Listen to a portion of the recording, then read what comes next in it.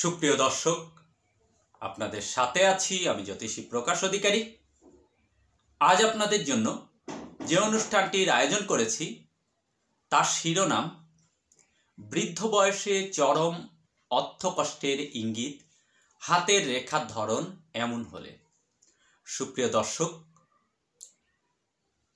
যারা বৃদ্ধ বয়সে অর্থকষ্ট বা অর্থনৈতিক সমস্যার সম্মুখীন হয়ে থাকে, তাদের হাতের রেখায় কোন কোন সংকেত বা কোন কোন চিহ্নগুলো থাকলে একজন অ্যাস্ট্রোলজার সেটা অনুমান করতে পারে বা বলতে পারেন যে তার বৃদ্ধ বয়সটি কেমন কাটবে।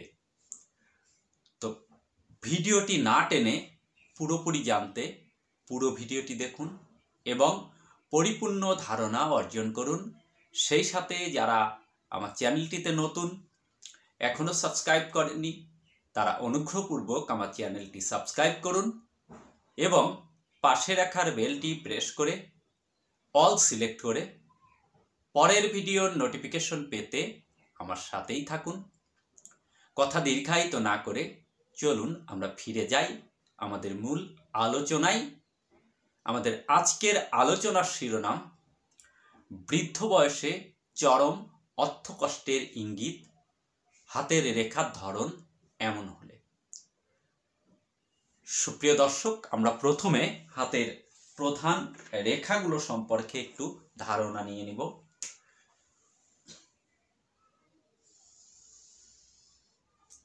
হাতের এই রেখাটিকে বলে আয়ু রেখা বা লাইফ লাইন। এই রেখাটিকে বলে মস্তিষ্ক রেখা বা হেডলাইন। এই রেখাটিকে বলে হৃদয় রেখা বা হার্ট লাইন। আর এই রেখাটিকে বলে ভাগ্য রেখা বা ফেট লাইন। যারা ইউটিউবে অ্যাস্ট্রোলজি সংক্রান্ত, জ্যোতিষ সংক্রান্ত ভিডিও দেখে থাকেন, তারা প্রায় প্রত্যেকেই এই যে চারটি প্রধান রেখা রয়েছে, এই চারটি প্রধান রেখা সম্পর্কে অবগত আছেন। তো আমাদের আজকের আলোচনার বিষয় হচ্ছে বৃদ্ধ বয়সে চরম অর্থকষ্টের ইঙ্গিত। তো এই অর্থকষ্টের ইঙ্গিতটি থাকলে, বৃদ্ধ বয়সে অর্থকষ্টের ইঙ্গিত থাকলে আমাদের হাতেই থাকে। তো সেই ইঙ্গিতগুলো কি? দর্শক, সর্বপ্রথম আপনাদের উদ্দেশ্যে একটি কথা বলবো, সেটি হচ্ছে, দেখুন, আমাদের সবার, আপনার, আমাদের সবারই কিন্তু বৃদ্ধ বয়সে উপনীত হতে হবে। তাই এই বৃদ্ধ বয়স কিন্তু ভালো কাটবার বা ভালো থাকার প্রয়োজন রয়েছে। কারণ এখন আমাদের যে বয়স, এই বয়সে কষ্ট কিন্তু সহ্য করা যায়। কারণ এই সময়ে রক্তের গতি কিন্তু মানুষের তীব্র থাকে, মানুষ কিন্তু কষ্টটা সহজেই সহ্য করতে পারে। কিন্তু বৃদ্ধকালের কষ্ট, সেটি কিন্তু সহ্য করা অনেক কঠিন। তাই বৃদ্ধ বয়স সম্পর্কে আগে থেকেই আমাদের সচেতন হওয়া উচিত এবং এটাই আমাদের, অবশ্যই এটাই প্রয়োজন আমাদের। তো বৃদ্ধ বয়সের যদি এই আমি যে অশুভ সংকেতগুলো দেখাবো, এই সংকেতগুলো যদি আপনার হাতে থাকে, তাহলে অবশ্যই এখন থেকেই সচেষ্ট হন যাতে বৃদ্ধ বয়সে আপনি সঞ্চয় রাখতে পারেন, বৃদ্ধ বয়সে ভালো কাটাতে পারেন, অর্থনৈতিকভাবে স্বাচ্ছন্দ্যে কাটাতে পারেন। তাই এই রেখাগুলো, যে রেখাগুলো দেখাবো, এই রেখাগুলোর একটু মনোযোগ দিয়ে দেখুন, কারণ আপনার আমার সবারই বৃদ্ধ বয়সে উপনীত হতে হবে। কারণ আমি কেন বলছি সঞ্চয়ী হতে, দেখুন, যদি একজন মানুষ প্রচুর সঞ্চয় করে রেখে যেতে পারে বা প্রচুর সঞ্চয় রাখতে পারে, তাহলে কিন্তু শেষ বয়সের সমস্যা আসলেও সেটাকে সেই সঞ্চয় দিয়ে কিন্তু মোকাবেলা করা সম্ভব। অর্থাৎ যখন ঝড় আসে, চৈত্র বৈশাখ মাস, জ্যৈষ্ঠ মাসে যে ঝড় আসে, কালবৈশাখী ঝড়, এই ঝড়ে যেমন আগের দিনে, আমি একটি উদাহরণ আপনাদের দিব, আগের দিনে ঘরে মানুষ পেলা দিত, ঘরের চারপাশে 4টা বাঁশের কুটো গেড়ে দিত। ঝড় আসলে ঘর এইভাবে দুলছে, ঘর এইভাবে নড়ছে, কিন্তু ঘর পড়ে না, ওই 4টা কুটোতে কিন্তু ঘরে আটকিয়ে রাখতো, ঘর ধরে রাখতো। ঘর নড়ছে, আমি নিজে দেখেছি, ঘর নড়ছে, ঘর পড়ে না, 4টা খুঁটোতেই ঘর ধরে রেখেছে। তো এই সঞ্চয় আমাদের সেই খুঁটির কাজ করবে।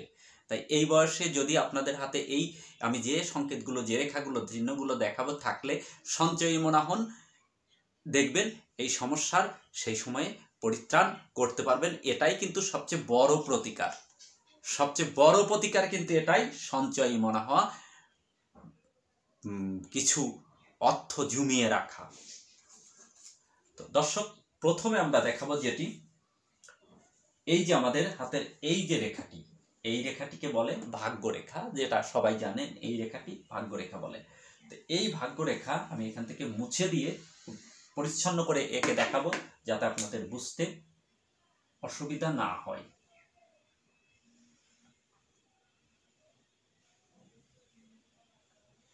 এই ভাগ্যরেখা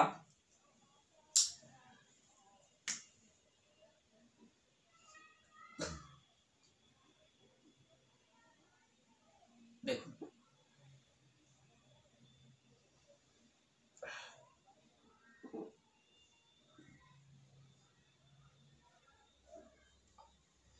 এই যে ভাগ্যরেখা, এই শেষ প্রান্তে, শেষের দিকে এসে ভাগ্যরেখা যদি এইভাবে ভেঙ্গে ভেঙ্গে যায়, ভাগ্যরেখার উৎপত্তি মণিবদ্ধ আর গন্তব্য শনির মাউন্ট। তো ভাগ্যরেখার এই শেষ প্রান্তে এসে যদি এইভাবে ভেঙে ভেঙে যায়, আমি আবারও একটু বুঝিয়ে দিচ্ছি, ভাগ্যরেখার উত্থান কিন্তু হাতের নিচে থেকে, মণিবদ্ধ থেকে, অনেকের এখান থেকে উঠতে পারে, সেটাই আলাদা বিচার। তো ভাগ্যরেখার উত্থান নিচের থেকে, আর গন্তব্য কিন্তু শনির মাউন্ট, সে যেখানে এসেই থেমে যাক সেটি বিষয় না, কিন্তু এর গন্তব্য শনির মাউন্ট। তো এই শেষ প্রান্তে যদি এইভাবে কেটে কেটে যায়, ভেঙে ভেঙে যায়, কিংবা এই শেষ প্রান্তে এসে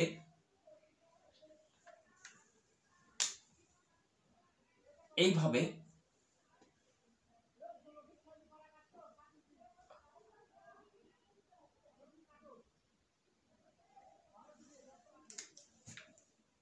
অর্থাৎ এটা আঁকা আসলে বড় কঠিন, এই আমি যেটা আপনাদের দেখাতে চাচ্ছি,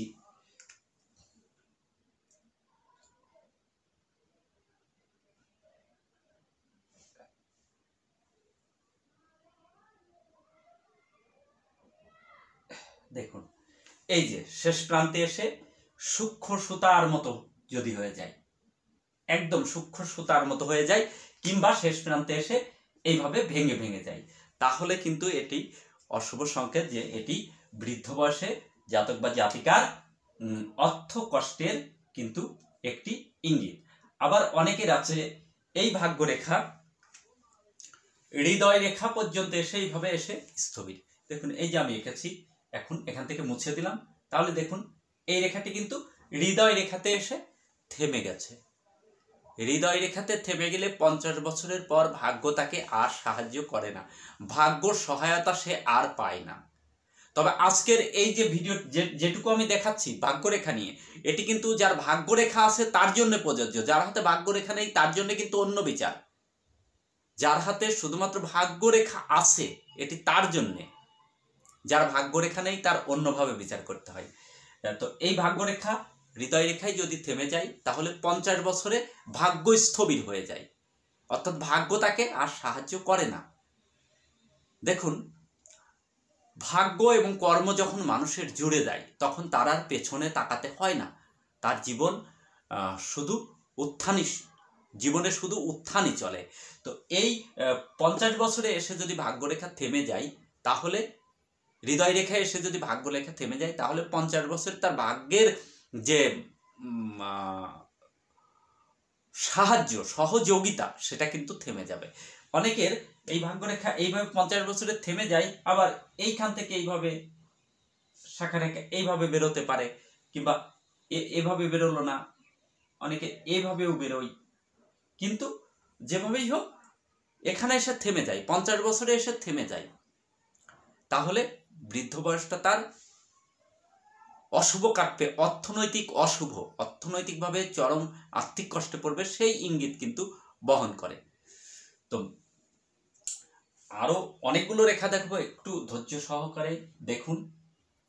এই যে ভাগ্যরেখা, এই যে আমি রেখাগুলো দেখালাম, এই তাদের কিন্তু এই ভাগ্যরেখা পূর্বে কিন্তু অর্থাৎ যখন থেকে উত্থান হয় তখন থেকে কিন্তু খুব সুগভীর থাকে, কিন্তু পরে উপরের দিকে এসে এই রেখার বৈচিত্র্যগুলো পাল্টাতে, রূপগুলো পাল্টাতে শুরু করে, কিন্তু নিচের দিকে খুব গভীর স্পষ্ট লাল গোলাপি আভাযুক্ত অত্যন্ত শুভ চিহ্নযুক্ত ভাগ্যরেখা থাকে। এই শনির স্থানে এরকম ক্ষুদ্র ক্ষুদ্র শনি রেখা যদি থাকে, যদি কোনো জাতক জাতিকার শনির স্থানে ক্ষুদ্র ক্ষুদ্র শনি রেখা থাকে, দেখুন শনির স্থানে যদি এরকম শনি রেখা থাকে, আমি যেটি দেখাচ্ছি, যদি এরকম একটি দুটি বা তিনটি এরকম শনি রেখা থাকে, যে কয়টি থাক না কেন দীর্ঘ, হ্যাঁ এটি বুঝবেন যে একটু দীর্ঘ এই ধরনের শনি রেখা যদি থাকে সেটি কিন্তু অত্যন্ত শুভ ফল, অত্যন্ত শুভ ফল। এটা কিন্তু ভাগ্যরেখার ন্যায় কাজ করে এই শনি রেখাগুলো। কিন্তু এই শনি রেখাগুলো ক্ষুদ্র, এইভাবে ক্ষুদ্র ক্ষুদ্র শনি রেখা যদি থাকে, খুব ছোট ছোট শনি রেখা, তাহলে কিন্তু বৃদ্ধ বয়সটা কিন্তু তার ভালো যায় না, তার দারিদ্রতা কষ্টে কাটে। শনি কিন্তু কষ্টের কারক কিন্তু শনি। তো বৃদ্ধ বয়সে এই রেখাটি থাকলে কিন্তু তার কষ্টে কাটে।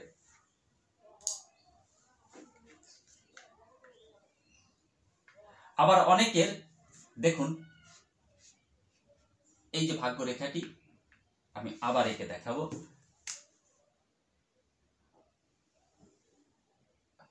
এই যে ভাগ্যরেখাটি এই শেষ প্রান্তে এসে অনেকের এই স্থানে স্তব্ধ হয়েছে, আবার এরকম কাটা রয়েছে, শেষ প্রান্তে তিল রয়েছে, এমন থাকলেও কিন্তু স্তব্ধ মানে এখানে থেমে গেছে, এমন থাকলেও কিন্তু এই সংকেতটি বহন করে বৃদ্ধ বয়সে অর্থকষ্ট এই সংকেত। আমি আরো কয়েকটি সংকেত দেখাবো, একটু ধৈর্য সহকারে লক্ষ্য করুন।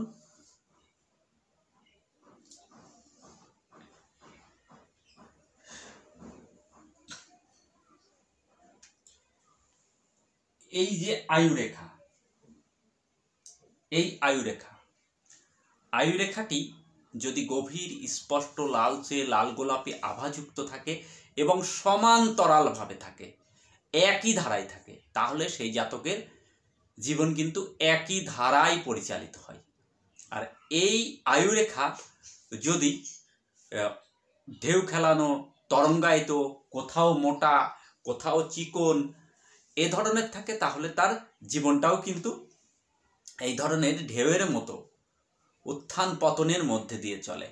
এই সংকেত কিন্তু আয়ুরেখায় অশুভ সংকেতগুলো দিয়ে থাকে। তো আয়ুরেখা থেকে শুধু আয়ুর বিচার করা হয় না। আয়ুরেখা নাম শুনে হয়তো মনে করতে পারবেন যে আয়ুরেখা অর্থাৎ আয়ুর বিচার, না, আয়ুরেখা থেকে অনেক বিচার করা হয়, ভাগ্যের, কর্মের স্পিরিট, কর্ম করার ক্ষমতা, কর্ম করার শক্তি, কর্মের প্রতি তার আগ্রহ, শারীরিক সুস্থতা, শারীরিক দুর্ঘটনা, এগুলো কিন্তু আয়ুরেখা থেকে বিচার করা হয়। তো এই আয়ুরেখা শেষ প্রান্তে এসে, অর্থাৎ আয়ুরেখার উত্থান, আমি একটু ভেঙে বুঝিয়ে দিই, আয়ুরেখার উত্থান এই স্থান থেকে গন্তব্য মণিবদ্ধ। আমি আরেকবার রিপিট করছি, আয়ুরেখার উত্থান কিন্তু এই স্থান থেকে গন্তব্য মণিবদ্ধ। তাই এইভাবে আয়ুরেখাটি দেখছেন যে সুন্দরভাবে আসছে, খুব সুন্দরভাবে আসছে, কিন্তু এসে শেষের দিকে হঠাৎই এইভাবে সূক্ষ্ম হয়ে গেছে, তাহলে বৃদ্ধ বয়স তার ভালো যাবে না, বিভিন্ন ধরনের অসুস্থতা আসবে, অর্থাৎ বৃদ্ধ বয়সে সে শারীরিক কষ্টে ভুগবে, সেই ইঙ্গিত কিন্তু বহন করে। আবার এই আয়ুরেখা দীর্ঘ, একদম মণিবদ্ধ পর্যন্ত রয়েছে, দীর্ঘ, কিন্তু শেষের দিকে এসে আয়ুরেখা এইভাবে এরো রেখার দ্বারা কেটে গেছে, কিংবা শেষের দিকে এসে এইভাবে ক্রস চিহ্ন যুক্ত হয়েছে, কিংবা শেষের দিকে এসে এই আয়ুরেখায় এইভাবে তিল চিহ্ন যুক্ত হয়েছে। যদি এমনটি হয় তাহলেও কিন্তু শেষ বয়সে অর্থ কষ্ট দারিদ্রতায় ভোগার ইঙ্গিত কিন্তু বহন করে এই আয়ুরেখা। এই আয়ুরেখা থেকেই আরো একটি সংকেত দেখাবো, এই আয়ুরেখা থেকেই আমাদের বৃদ্ধ বয়স কেমন কাটবে। আয়ুরেখা যদি শেষের দিকে এসে নিম্নমুখী রেখা সৃষ্টি হয়, আয়ুরেখা থেকে নিম্নগামী রেখা। মনে রাখবেন, যে কোনো রেখা যদি আয়ুরেখা থেকে এইভাবে উপরের দিকে ওঠে তাহলে সেটি কিন্তু খুব শুভ সংকেত। বৃদ্ধ বয়সে অর্থাৎ 50, 60, 65 বছর বয়সে যদি কারোর হাতে এইভাবে ঊর্ধ্বরেখা থাকে একটি, তাহলে সেই 50, 60 বছর, 65, সে যে বয়সেই থাক না কেন, আয়ুরেখা থেকে বয়স বের করার একটি কৌশল আছে, আমার অনেক ভিডিওতে বলেছি, দেখে নেবেন। তো এরকম শেষ বয়সে যদি ঊর্ধ্বরেখা থাকে তাহলে বুঝবেন শেষ বয়সে কিন্তু জাতক শেষ বয়সে খেলা দেখায়, বৃদ্ধকালে খেলা দেখায়, অর্থের জোয়ার আনে বৃদ্ধ বয়সে যদি ঊর্ধ্বরেখা থাকে। কিন্তু আমাদের আজকের বিচারটা এই বিষয়টা নিয়ে নয়, আজকের বিচারটা বৃদ্ধ বয়স কষ্টে কাটার যে ইঙ্গিত সেটি কেমন থাকে। তো এই রেখা, এই যে রেখাটি ঊর্ধ্বমুখী না হয়ে যদি এইভাবে নিম্নগামী হয়, সেটি একটি, দুটি, তিনটি সেটি না, আমি এঁকেছি তিনটি, একটিও থাকতে পারে, দুটি, তিনটি, চারটিও থাকতে পারে, সেটি কথা নাই। একটি থাকলেও যদি আয়ুরেখায় এইভাবে নিম্নমুখী রেখা থাকে তাহলে শেষ বয়স চরম দারিদ্রতা এবং অর্থ কষ্টে পড়ার ইঙ্গিত কিন্তু বহন করে।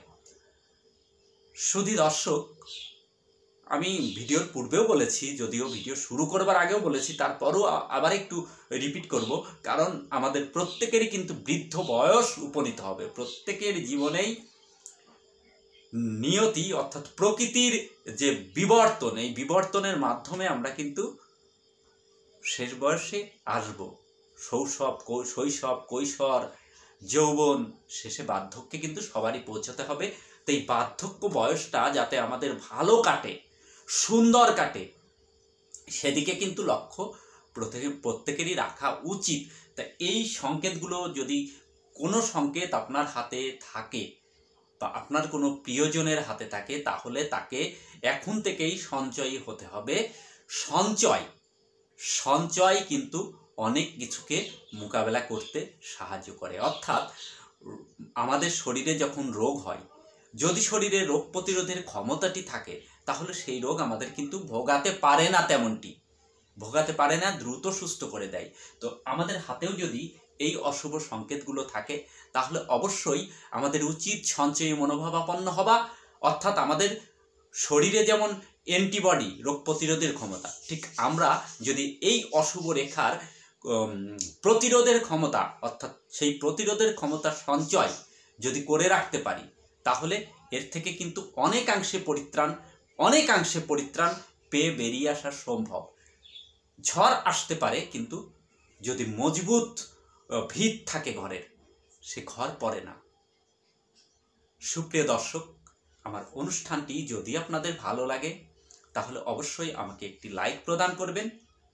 আপনাদের একটি লাইক আমাকে ভিতর থেকে অনুপ্রাণিত করে, উৎসাহিত করে, উজ্জীবিত করে আরও নতুন নতুন বিষয় ভিত্তিক অর্থাৎ জ্যোতিষশাস্ত্রের নিগূঢ়তম, গোপনতম রহস্যগুলো আপনাদের সামনে উন্মোচিত করবার জন্য।